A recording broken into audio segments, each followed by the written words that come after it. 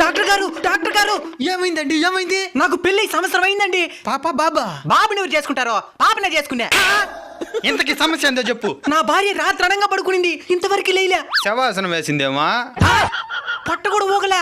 ఏమైందో తెలియ. పొట్టు కూడా ఊగలేదా? ఏమైందో చూద్దాం పదా. పదండి సార్. రండి సార్, అటు చూడండి సార్. అందమైన భార్య సార్, ఎట్టయినా కాపాడేయండి సార్.